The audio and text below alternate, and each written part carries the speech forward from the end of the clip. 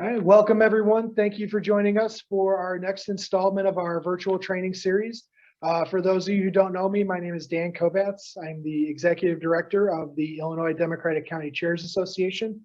And tonight we have a really special program that I'm excited to bring us here. We did in the fall an assessment of all of our county chairs, and one of the things that stood out was they wanted to learn more about social media. Not just about social media for themselves and their county parties, but then also for their candidates. So tonight we are going to focus on social media. We have a great facilitator to help us with that. But before I turn it over to him, we wanted to lay down some of the norms for our session tonight. We have a lot of people on tonight's session. So first off, just ask, we've got a lot of different experience in the chat. Just please be respectful of each other in different situations and the discussions that we're going to have. Tonight's session should last about 45 minutes to an hour, depending on how Q&A goes. Please be present while we're here. The email can wait. You can set your phone to the side. Respond to that text message a little bit later on when we finish up. And then, as any good session goes, ask a lot of questions. That's how everybody's going to learn. So make sure you're engaging with our facilitator and we're asking as much as we can. So before I go ahead and introduce him, let's start real quick just with an icebreaker. Everybody's going to be on mute for tonight's session. And that way, if you have questions, please put them in the chat and we'll answer them, ask them as we're going along and get you the answers. But since we have so many people on tonight's call, go ahead and put in the chat where you're tuning in from, if you are with a county party or if you are a candidate, and if you're a candidate, what office are you running for? So we'll get that going in the chat. And with that, I'm going to introduce our speaker or our facilitator for tonight. Paul Kahn is an expert on communications and digital with Apollo Artistry. We work closely with him with the County Chairs Association. He's formerly with the Michigan Democratic Party as press secretary, communications director, digital guru. But I reached out to Paul with our work with him and said, hey, our county chairs are asking for some more information on social media and you're my go-to guy. So I wanted to bring Paul in. And with that, I will turn it over to him and take it from there. Thanks, Dan. Really appreciate it. And welcome, everybody. Thank you so much for joining us to talk a little social media. We want to keep this informative first, but fun at the same time. So I'll try not to go off on any tangents, keep it relevant, but illustrated with, interesting points here. A little more background, just so you know that I come from a time where digital was not used to a time where digital is incredibly important. And so I started my in politics back in 2007 or so. I worked for Governor Jennifer Granholm in Michigan in her communications department. So it was starting to sort of use social media. It wasn't really a thing because it was still just for college, whatnot. And worked with President Obama's first election campaign in 2008. I was a field director, firsthand experience in field. Few jobs in between, Michigan House of Representatives. I was a legislative director, but also worked on the campaign side. Then we're starting to get into social media. And ultimately, I ended up with the Michigan Democratic Party in 2015. And during that time, I was the press secretary, communications director, digital director, and senior advisor to the chair. And I left in 2020 to join Apollo Artistry, based in Chicago. And we do all things political digital, from social media to design to your traditional media. And it's all come to really benefit me in understanding political social media, because it's really different than your personal social media. And that's why I always tell folks, when it comes to social media for politics, it's about we, not me. An expert on communications and digital with Apollo Artistry. We work closely with him with the County Chairs Association. He's formerly with the Michigan Democratic Party as press secretary, communications director, digital guru. But I reached out to Paul with our work with him and said, hey, our county chairs are asking for some more information on social media, and you're my go-to guy. So I wanted to bring Paul in. And with that, I will turn it over to him and take it from there. Thanks, Dan. Really appreciate it. And welcome, everybody. Thank you so much for joining us to talk a little social media. We want to keep this informative first, but fun at the same time. So I'll try not to go off on any tangents, keep it relevant, but illustrated with, interesting points here. A little more background, just so you know that I come from a time where digital was not used to a time where digital is incredibly important. And so I started my in politics back in 2007 or so. I worked for Governor Jennifer Granholm in Michigan in her communication department. So it was starting to sort of use social media. It wasn't really a thing because it was still just for college, whatnot. And worked with President Obama's first election campaign in 2008. I was a field director, firsthand experience in field. Few jobs in between, Michigan House of Representatives. I was a legislative director, but also worked on the campaign side. Then we're starting to get into social media. And ultimately, I ended up with the Michigan Democratic Party in 2015. And during that time, I was the press secretary, communications director, digital director, and senior advisor to the chair. And I left in 2020 to join Apollo Artistry based in Chicago. And we do all things political digital, from social media to design to your traditional media. And it's all come to really benefit me in understanding political social media, because it's really different than your personal social media. And that's why I always tell folks, when it comes to social media for politics, it's about we, not me, because all day long can be for you, but we're part of something bigger here. And that's what social media is for. So just like in your regular life, you've got a story going, you've got your life, and the little things you're posting throughout the day or whatever are the message. So you have your message, which is sort of furthering along the story of Lucy, Rena, whoever.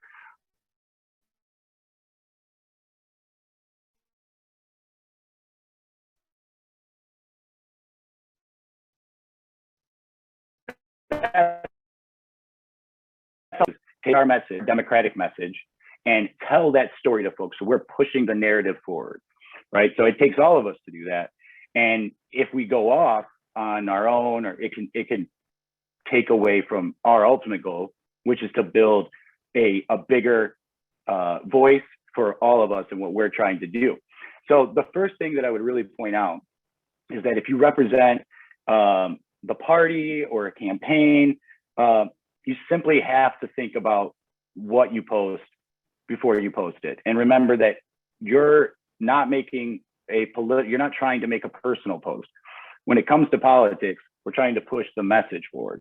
So we have a responsibility, especially when we speak for these campaigns, to ask ourselves, and I always ask myself, and this is something I recommend all of you do, how can this come back on the party or the campaign overall? Because that was the key. As I was responsible for everything that we posted at the Michigan Democratic Party for 5 years. Never once did anything that we put up during that time blow back on the party, but it happened. And the reason it didn't happen is because I would always ask those questions like, how will this blow back on the party? How could the GOP twist this? Because they're always looking for ways. And then, is what I want to say really that important to risk the blowback for everybody else, just so I can sound witty, smart, or get out there ahead of things? So bottom line, social media for politics, it's about we, not me, okay? And what we're trying to do is tell our democratic story, not our personal story. So what I always recommend is, before you post anything, especially if you're responsible for the county party, a local party, a campaign, anything that's bigger than you always have to ask yourself, how can this come back on us? How can this come back on me? And how will the GOP, how are they going to be able to turn this around on me? And is the blowback that come from this post really worth making that point? Because really what it comes down to is just stopping, taking a break, and saying, all right, this has got me feeling a certain way. let's see what we're saying about it. Because that's the most important thing. Everybody's going to be mad. Everybody's going to have a certain thought that they want to say, but it's the people in us, we're much better at this. We can sit back and say, what is the common sense thing to say here? How can we further the cause overall? And should we be saying something here? And because our goal is to amplify our message. So if we see something that we don't like, we've got to make sure that it's something that we can make a statement about together. Because I want an example that I'm going to give, I'll put the link here in the chat, is at the Michigan Democratic Party where I used to work, the people that are running the social media now, and I don't know if everyone heard me before, but for the 5 years that I was there, never once did we have any issue with what we put on social media causing us problems, because it was a forward-facing platform, us to push information out, connect with folks, but not for me behind the scenes to share my personal opinion. So whether it's my personal social media or I'm posting from the party, I'm always going to ask myself those questions. Because what happened with the party is I had noticed their communications person now posting a lot of sort of questionable things from their account, personal account, and I had sort of shot a message and said, hey, everybody does their own thing, but keep an eye here. And it turned out that person had a position that they felt needed to be expressed on education, which was, if you don't support public education and you have problems with sending your kids to public schools, too bad, send them to pay for them to go to private school. Well, that was from the Michigan Democratic Party social media account. There's over 60, 70,000 followers on Facebook, just that many on Twitter. And this was the result here. I'm going to put it in. This is what can happen if you offer up your opinion without just stopping for a second. Not only did the party have to respond for that post, they took it down, which created more news, but Republicans were able to twist it and say, this is Gretchen Whitmer, our Michigan's governor, that's saying this. This is her position. And now with the help of the news media, they were able to disseminate that. And now there are still news articles a week or two later that are coming up about this story, all because they wanted to express opinion that they thought was creative and witty and gonna push the needle, but they didn't ask themselves how somebody else might have a problem with this. And I think when you see, when you step back for a second and look at a post that has an issue, you always can recognize immediately where the issue is. So for us, it's taking time to step back and say, what am I putting out here? How is this going to further our cause? And will it cause problems for the cause? It's really not that complicated, but it's a discipline, because what we're trying to do here is every day put a message out that furthers our overall narrative, which is that Democrats fight for working families, we fight for our democracy, and we care about the greater good. But when we start attacking individuals or going off on our own, well, it's just as easy for folks to point at you as an individual and say, well, you're also doing these things. But when we come in it together as a group, when we're on the same page with the same message, don't shoot from the hip or act, irrationally because something got us fired up. Oh, and the third was simply moving, our cause forward, because that's how we're going to do things. I mean, Republicans have machines behind them. They have money behind them. Yeah, we have a little bit of that here and there, but overall, in the aggregate, we have us. And it's all about that being energized and unified. That was the third thing, because that's what they fear most. They want us to step off the reservation, if you will, and say something out of turn, because they're looking for that one sort of stray comment that they can turn around and slap it on every single Democrat. So, if Dan says something from his position that's questionable, well, Republicans can turn around and take that all the way to the top. And if you're associated with the party in any way, they're going to do that. And so that's why it's important to ask yourself those questions, being very vigilant, because we have a great tool here with social media that we can reach thousands of people. And ultimately, that's what our role is going to be, is to reach folks and amplify the information, because we're surrogates. We're digital surrogates. And our goal overall, besides amplifying the message, is removing that divide that exists between field and digital. And that's why I brought that up in the beginning. everybody had a chance to hear, is that I started off in field when there was no digital, and then I became in charge of all the digital for a state party. And we grew that into one of the largest state party. I think it was behind California and Florida, and that was it when I left. And so the importance of having both is what's key, though, because the folks in the field are out there, they're knocking doors, they're connecting with people, and you can fill both roles. But when you're doing your digital, you're teeing it up for them.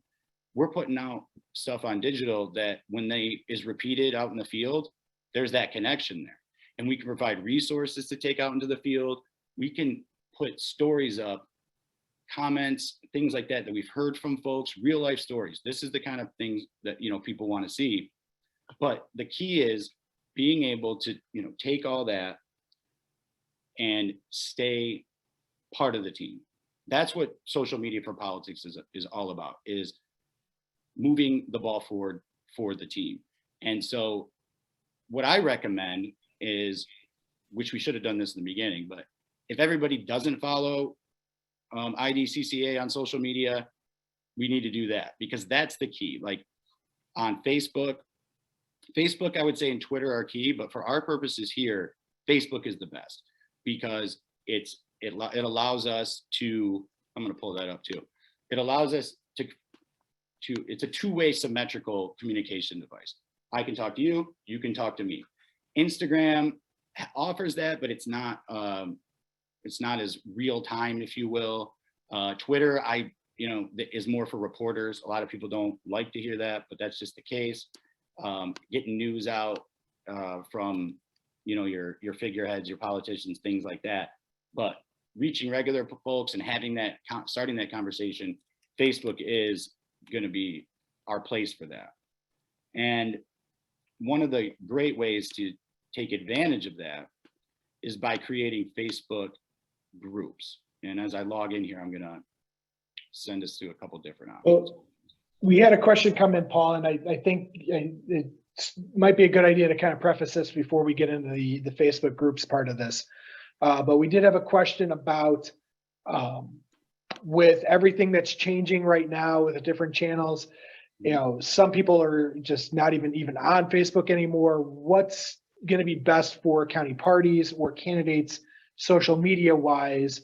And what's best to kind of amplify their message going out with the different algorithms that are out there?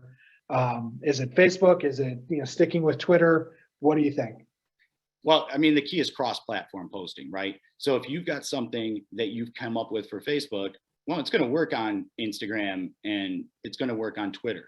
You might have to tailor it a little bit, shorten it or whatever. But the key is, if you're on those platforms, post on those platforms, because that's what it's all about. If you're not on there and you don't quite get them yet, well, you don't have to go. You go on them. But yeah, some folks, especially Gen X, Gen Z, millennials, whoever we are gearing, yes, TikTok. That'd be awesome to have IDCCA on TikTok. But the important thing is we don't want to just be on something to be on it. We want to do well on it and have a presence that reflects what we stand for, which is, being strong and having our things together and just looking legitimate. And so right now, they're all going to be part of the repertoire that we're going to use. But yeah, like I said, you can do cross-platform posting. So that it sounds tricky. It literally is. You can use, they have different platforms that you can actually use, like Sprout or Hootsuite. And some of these things are free tools where you can sign up as an individual and post. Apologize, my cat just woke up. You can use those tools to literally just post at the same time across platforms. So I'm going to type that. You got Hootsuite. You've got, yeah. He was a cat for Hillary, and he still upset about 2016. So, but the most important thing, that you can do on Facebook or any of these things is, like, if you're looking for content, look to IDCCA, look to your political representatives and the different parties, because it's all about the algorithm for Facebook, right? The more a topic or a story or a post is engaged with, the higher it's going to rise up on people's feeds. So if IDCCA puts up a post and we're all liking it, interacting with it, commenting on it, sharing. That's going to drive the algorithm to say this post is important. People are engaging with this. Let's bump that up. But if we're saying like, oh, we don't like the verdict in this, or we don't like what the Supreme Court did here, we need to, get rid of Brett Kavanaugh or something, whatever it is, that's when folks started going off the reservation and started offering on their own opinions, because everybody thinks they're going to come up with that one silver bullet. That's not how we win elections. We win elections through hard work and pushing things forward day by day. So we want to use every opportunity to push that message, to push our greater narrative, which is moving folks forward, fighting for working families, fighting for all Americans, not selfishness, not putting me first. And so when you think about who you are as a Democrat, as you post to social, you can always ask yourself this question: is this a Democrat post? Is this a Republican post? Because a Republican post would be about the individual. How does it affect me? Whereas when you're posting with that idea of a Democrat in mind, how does this help the greater good? How is this going to move our message forward? Because we're all on a team and we're trying to get the ball in the end zone. And sometimes 1 yard is what we need. Sometimes we need big plays, but we're only going to get those if we all work together. So, news stories, if you want to have something with the news story you're going to post, look in the article, take out a quote. That's called a pull quote. When you put that quote in there with that article, that's just as good as coming up with a witty remark that's going to make heads turn that took you 20 minutes. Because in this way, other folks are going to engage. I'm going to look at some questions. Hootsuite, I think, is the industry standard because it's been around for the longest. It has the most capabilities, but there are a handful out there that do the same thing. And it's all about sort of, your preference, your comfort with how the platform looks. But yeah, I've always used Hootsuite, and it's really helpful because a lot of the times you're thinking like, oh, I got to take this and post it over here. This way, you can put it out there and it goes to everything. The other thing I would recommend is social media calendars. If you're in charge of a county party or a local, where you're in charge of the social media, come up with a calendar and have a nice cadence, because you should be posting at least one thing every day, to stay relevant. And it doesn't have to be a game changer. It'd simply be a post with a quote from Senator, Durbin. And boom, that gets our democratic message out there. You've used your platform, because otherwise that wasn't going to be put out there by you, but now maybe 10 people see it, 100, 2,000, all because you made that post. So a little bit, and not much, you might think, it adds up, especially in politics. And yeah, about how often to post, once a day at least. I would say 2 to 3 times at most on something like Facebook, because you want to make sure you're not overwhelming folks. You also don't want to give everybody too much information, because we're always trying to focus on whatever that issue is during the day or that week. So that's the nice thing. If you build out a little social media calendar, you can plot in some like stuff that is going to be there, whether it's the jobs numbers or just promoting some of the Build Back Better stuff, whatever those type of things are. You can post those throughout the schedule. But then if something comes up, you've also got room for breaking news. And so don't limit yourself. If you posted 2 to 3 times but a story breaks, you're going to want to make sure that you post something. But the key is with breaking news, and I always say this with breaking news, stop and breathe. See what everybody else is doing. Because our key with breaking news is to push the message. We never want to make the news. Our job is not to make the news. We should never be, and that goes back to watching what you post, being careful, vigilant, that make sure it's about we, not me. Let me see some more questions here. You don't have to have your website. No, a website is nice. I would definitely recommend, having one if you can afford it. There's definitely really inexpensive options to put together something, but I completely get it that, a lot of folks don't have the bandwidth, the expertise to do that. In Michigan, what they did was they tried to give every single county party a website. And as communications director, I argued against that because we're all sharing the same information. We don't want folks to get lost in saying like, well, I live here, how do I find this? Facebook is perfect for that because it offers you a headquarters for your information. All the same information can be there, your donation links and things like that. It's an aggregate for your information. And Facebook groups, which I think what we'll do is maybe send around something afterwards on Facebook groups or do a follow-up because that's a great thing to do. It offers an opportunity for folks to come together. You can make it private. You can discuss the things you want to discuss, but then you could drop in as a candidate and say, hey guys, you know, I'm running for office. I really need help spreading the word. Would you mind, you know, helping me get this out there? Help me amplify it. And then we're all together in a group. It's like, hey, yeah, let's do that. So we'll content Facebook. Yeah. So Facebook groups offers a great way, you know, for us to all to come together to apply these principles. But I would say the most important thing that we're concerned with here is not keeping up with technology, not being the first to be on TikTok. It's all about our message, our narrative overall, and every day doing our part to further that cause, further that narrative of we're fighting for working families. And we're going to interject different issues, you know, here and there, depending on what it is. But the overall arc of it doesn't change.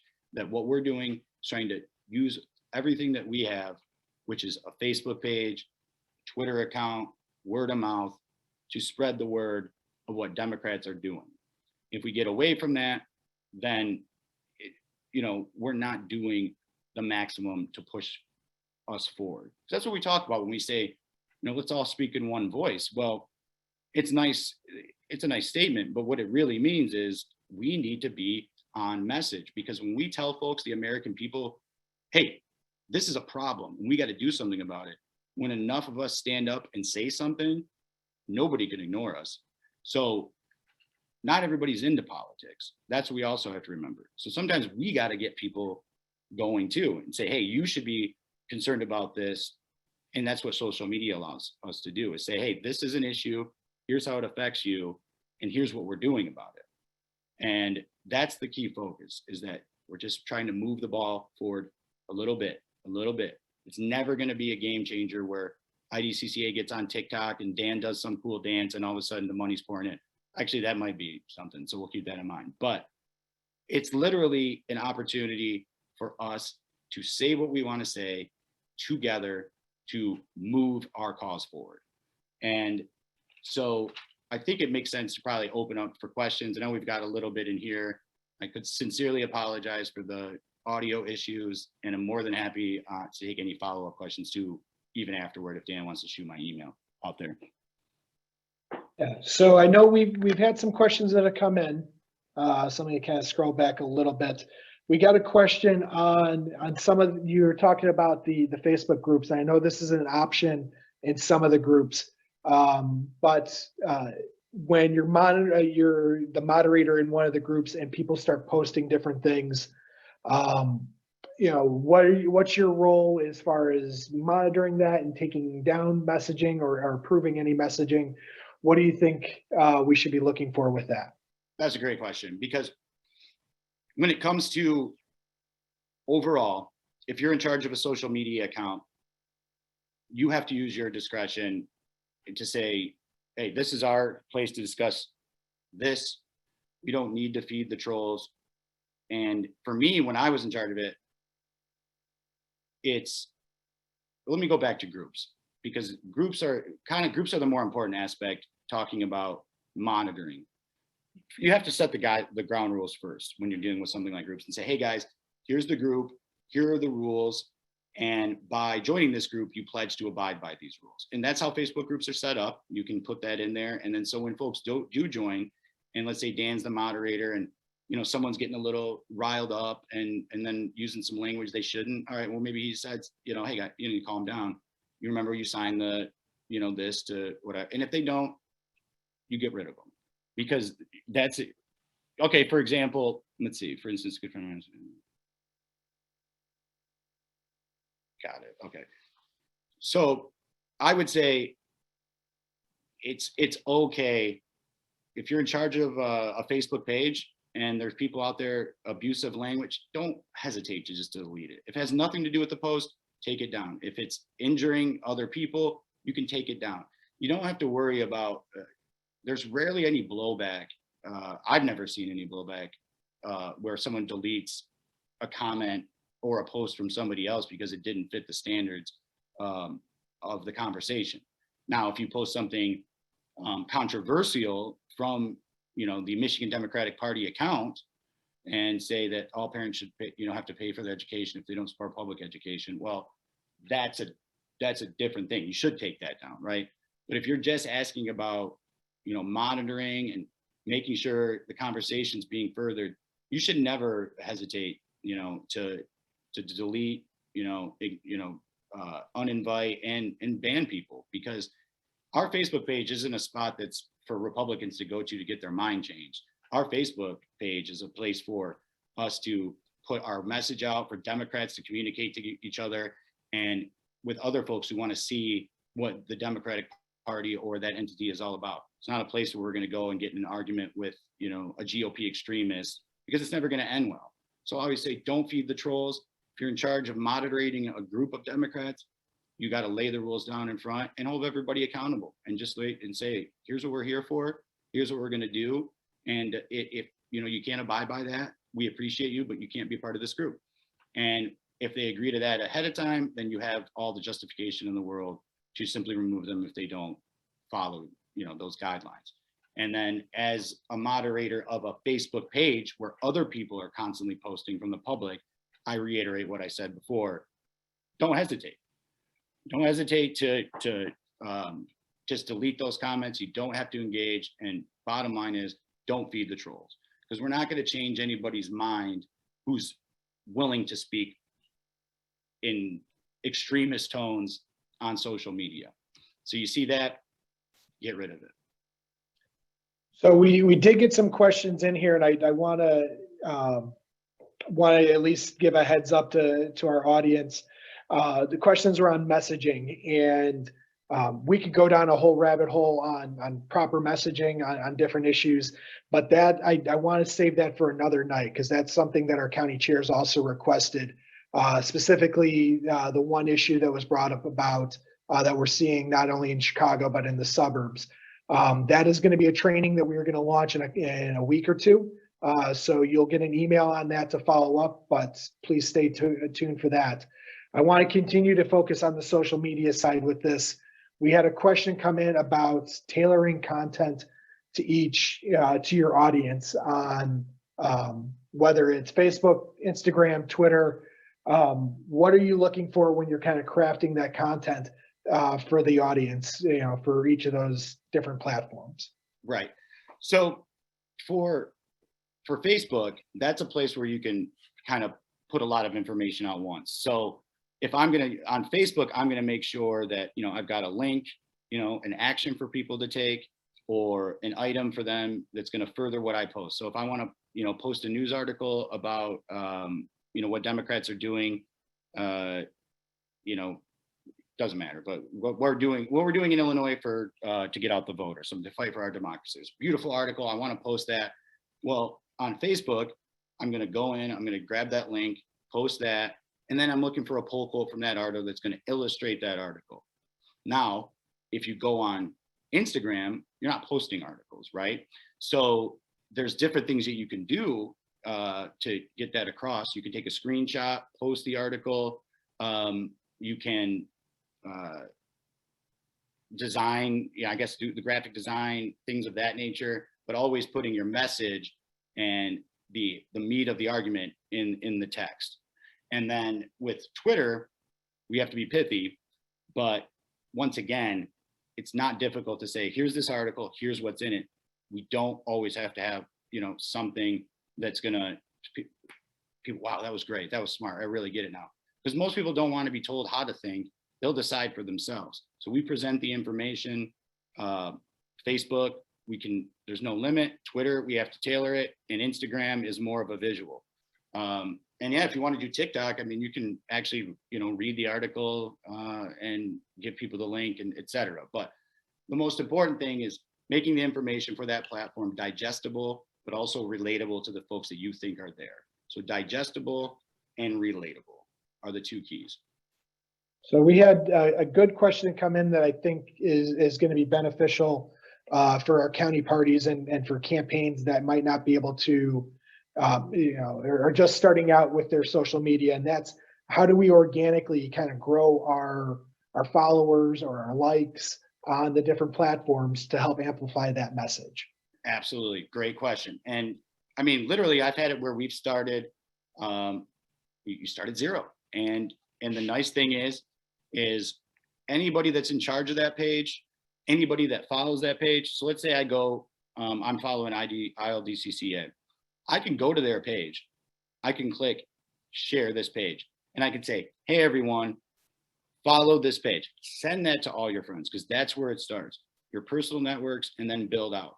So you invite people to like the page. As you're posting, you're going to get comments from people, likes. Go through every time someone engages. Facebook is nice. They offer a little box that'll come up and it'll say the folks that have engaged with you, their reactions. And then if they don't follow your page, you click invite, invite, invite. And as you do that, as you start to invite folks to follow your page, you start to share your page. And then when we have our various groups and allies that we communicate with, you help me, I help you, you share my page, I'll share yours.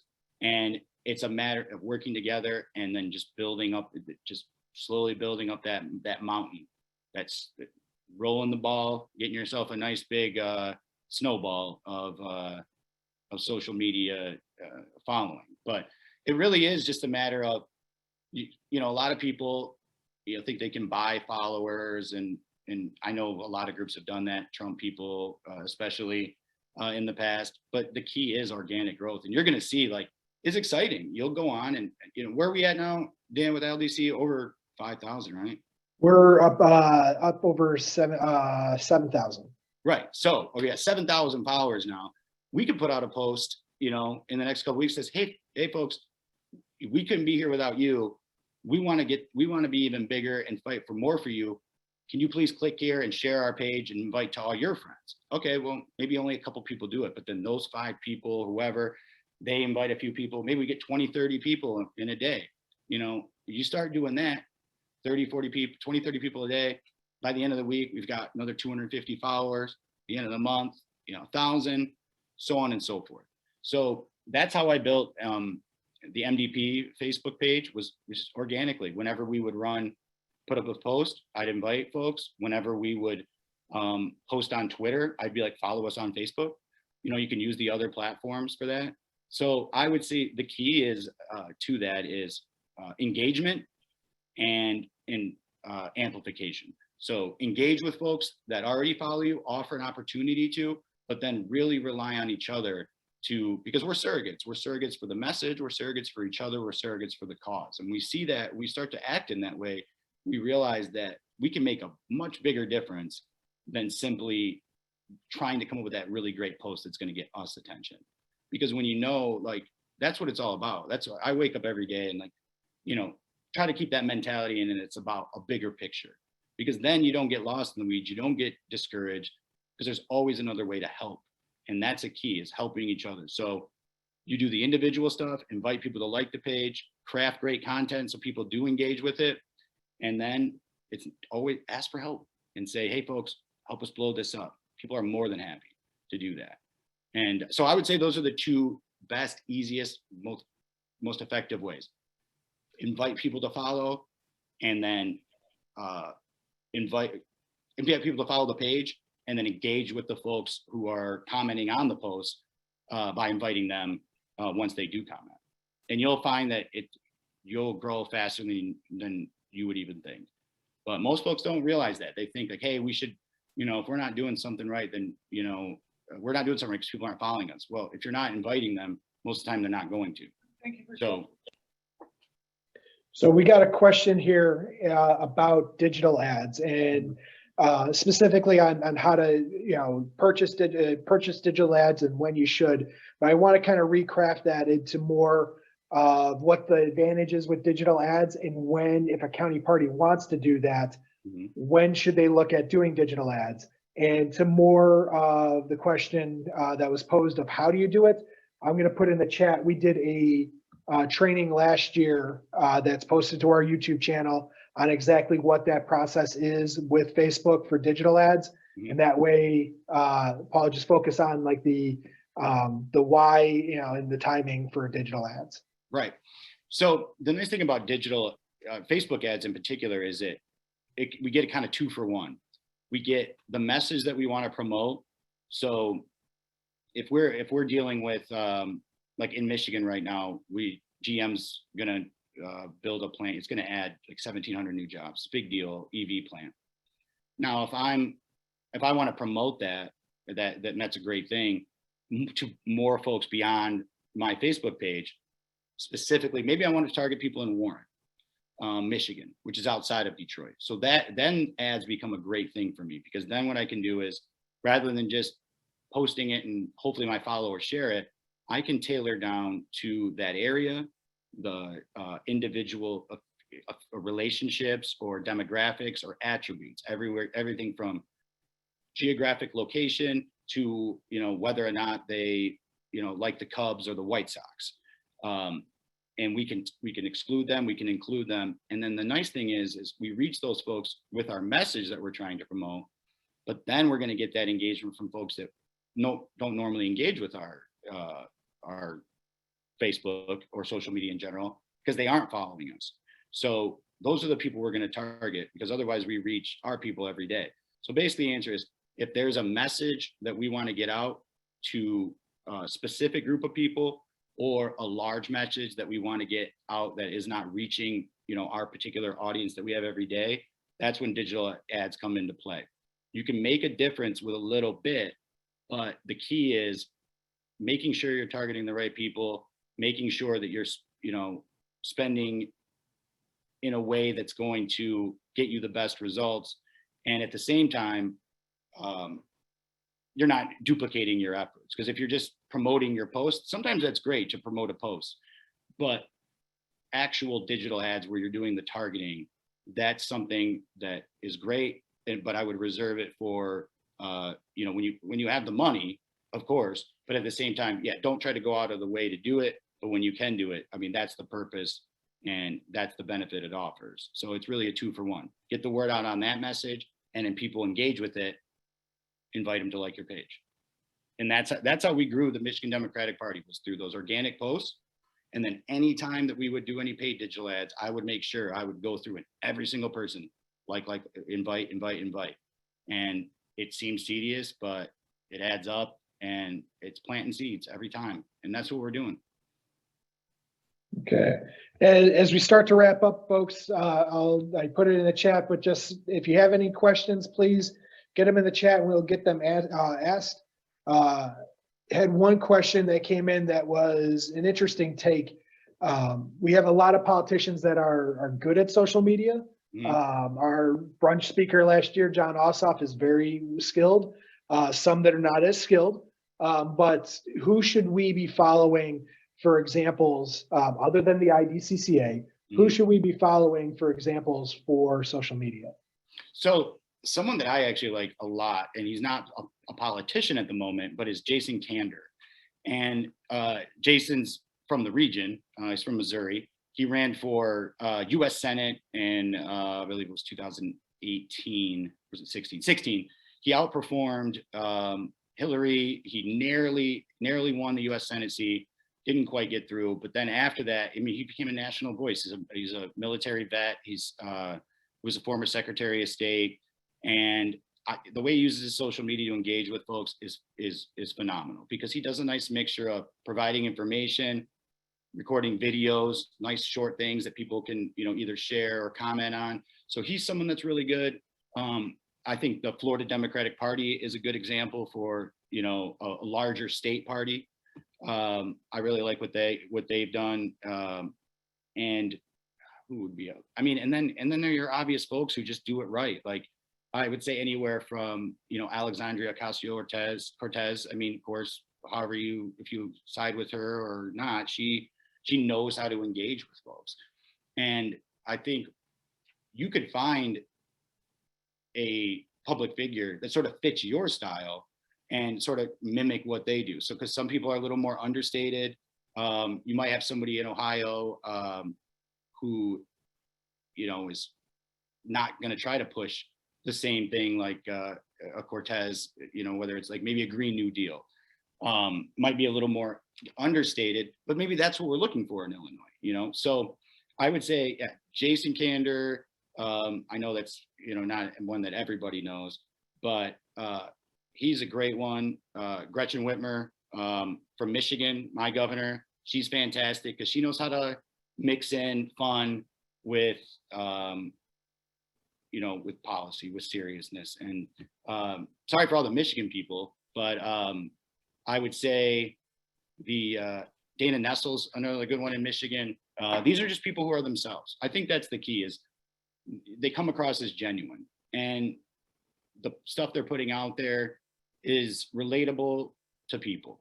And I think if you can really figure out a way, whatever the message is, you know, to make it something that folks connect to, whether tying it into like a current movie or popular thing going on, or something in the, like all these things, staying timely and relevant and adding just a little bit of personality, that makes the big difference. So you'll see the people that you look up to or that you see that do a great job. It's about personality. And you can do that without injecting your personal opinion, because I'm sure all of us could have a great conversation about anything but politics. Take that personality and apply it to your political post, which is come up with something new, something creative that's going to push things forward for all of us, rather than shine the light on you, right? And but ILDCCA, I will say, is if you want to watch, if you want to look at a program that is implemented all these things and is growing, and you'll see in the next couple of years going to grow even bigger with an election coming up here, ILDCCA. Look at them, follow them, and share all that stuff, because what they're putting out there is important. It's furthering our message. You can take that and further it more. So don't ever think that you have to be the main voice. Maybe that's in your future, but the bottom line is the only voice that matters is our voice. And if we can further that by finding a way that one person does it that works for us, or simply just sharing what ILDCCA puts out, or just copying and pasting articles with pull quotes, all these different things all add up. And that's what social media is taking everything that we can do as individuals and making sure it adds up to something that's going to change the game for the rest of us. And I think that's really what it's all about. It's about we, not me. And always just step back before you post and say, how does this further the cause? How does this move the ball forward? And how could this become an issue for the people that I'm trying to fight for? So two other ones too. First, I know we've got a lot of county chairs on, making sure that they're following JB Pritzker, Governor Pritzker's political page, on some of the political messaging that he is putting out there. And the Democratic Party of Illinois is starting to really up their social media and messaging as well. So those are two good follows for our county parties on whatnot. So we're coming up on an hour, and I'm not really seeing any questions that are coming in. We just had one pop in. Are likes and shares an accurate measure of success on a post? Yeah, that's a good one. Because yeah, it is. And you know what, people are doing that a lot less. Even I'm doing that a lot less. But what's going to happen is they matter for us. So like, if we are getting those, it's going to further the story. The algorithm is going to be dependent on that. So if you don't get a lot of likes or reactions on a particular post, that's okay. It doesn't mean the post failed. People are still going to see it, but for our purposes, we do want those because it drives the algorithm. But there's a lot more than just our particular post that's going to drive that. If it's an issue, you can still put hashtags in your posts. I mean, that's something I sometimes forget about Facebook. If you really want to, engage a little more, you can throw hashtags in there because people do search for the hashtags. But if it's an issue that everybody's already talking about, it's still going to move up the ladder in the algorithm. But if it doesn't take place. If you don't get the likes, it's okay, because they're still, you got to keep at it. And, you know, that's just a little pleasure response or whatever for people, but people are still seeing it, and you'll be able to gauge that, you know, by the overall interaction you're getting. So don't ever let one or two posts, you know, discourage you. But yeah, I mean, the feedback and the measurement of success ultimately is never going to depend on one post. It's going to be all together in the aggregate. And so if you're doing things that are, you know, getting engagement in the long term, that's how you're going to truly measure your success. Okay, but we're going to wrap up on this one last question, Paul, for you. All of us right now in Illinois, we're all focused on petitions at the moment. And we had talked earlier about breaking down that divide between digital and field. And especially now, it's very cold outside. We're still in the midst of a pandemic. What would you recommend using digital to our advantage to help with organizing for petitions? Right, and that's a great question. And this is a perfect example of how to bridge this divide. So normally on a petition, we would just sort of scattershot approach, go out, have our form, stand out in front of the grocery store, the mall, whatever. Well, like Dan said, it's too cold for that. But even if it was a hot, beautiful day, we still could do better. We need to use social media to our advantage. So let's say we want to have a petition signing event. We want folks to come sign this petition and talk to other people. What we can do is say, hey, we're going to have a petition gathering, you know, at this place at a certain time, date, and we put that together. We announce that on social media, and if folks can come, they can gather information there, and it's a way to bring people together in a particular place to go out and do something else. So what we saw a lot actually during the last election, we know that Democrats weren't doing in-person events. Very responsible. That's what we should have been doing. That being said, the power that comes from doors, you know, is still significant. And so what the Republicans that I worked against a lot, and national Republicans did this too, is they would send out emails to folks in the area, and they would say, hey, we're going to be in your area for door knocking in this particular time, while at the same time sending out an email to get folks to come knock doors. So that way they had the people gathering in one place, and the people that were, you know, going to have their doors knocked, be approached, they had a heads up. So this way they could claim they were being responsible, but at the same time, they were able to take the people that wanted to be involved, get them in one spot, the people that were going to be affected, give them a heads up, and they use digital to promote that, amplify that, and then at the end of the day, make the difference on the ground. That's the same type of thing here, but it doesn't have to be a grocery store or, you know, holding events. You can actually, you know, have an event that says, hey, we're all going to go do this at this particular time. So IDCCA could put out information, you know, and the materials that folks need. And then we build it all up through to a particular day. And then that day is the kickoff day where individually we're going to go out and do this, because you've got to give folks an action. And a lot of times we've got to give them something to organize around. Maybe it's a date, maybe it's an event, but when those things are precluded from our, you know, from our arsenal, then we've got to come up with ways to get people to take action, get involved, and actually go out there and do it. And we can do that with social media, whether it's a physical event that we're promoting or an opportunity. But these are the places where, you know, we can say, this is what needs to be done. This is how we're going to do it. And on top of that, the everyday messaging of this petition is out there. We need folks to sign. If you see it, letting them know, hey, this is circulating. And sometimes social media is just a way to give a heads up that something's out there. Because a lot of people are like, I didn't hear about this, I'm not signing it. Well, because of your post, a couple people might have heard about it and do or do not sign, depending on what we want. You could use private groups. Exactly. I mean, that's something where with the private groups, you can have events, you could set up particular actions, campaigns, or promote events in those groups. And they don't all have to be, like I said, physical, brick and mortar events. You can have these, hey, everyone, we're going to meet here at this time. If you can't make it, that's totally okay. Here's what you can do to help us get the word out.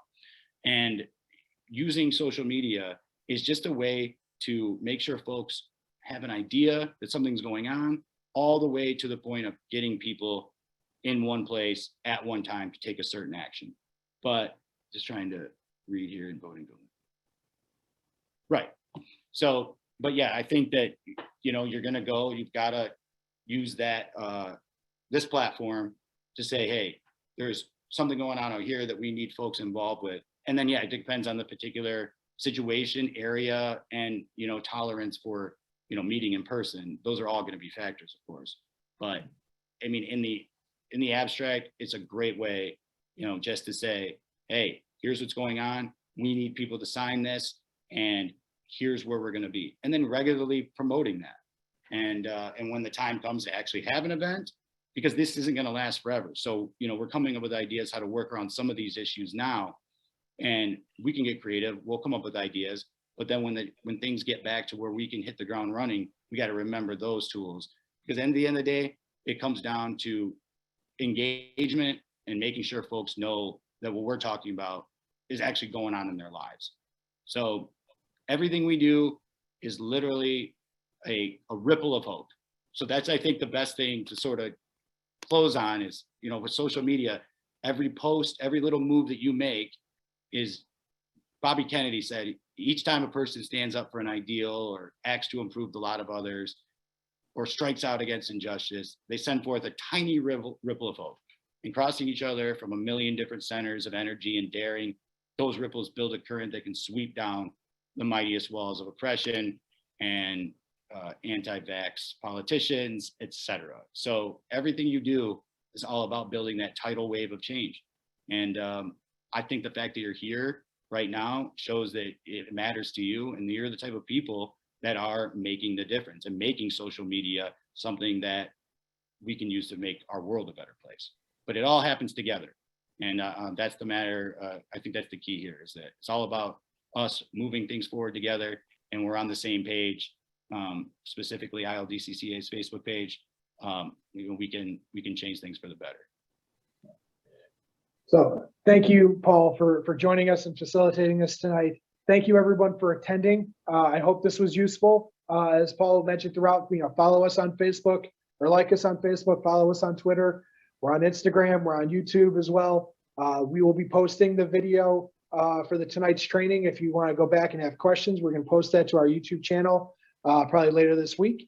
And then make sure you're signing up for our emails so that you're in tune for when the next training session comes up. And with that, everyone, have a good night.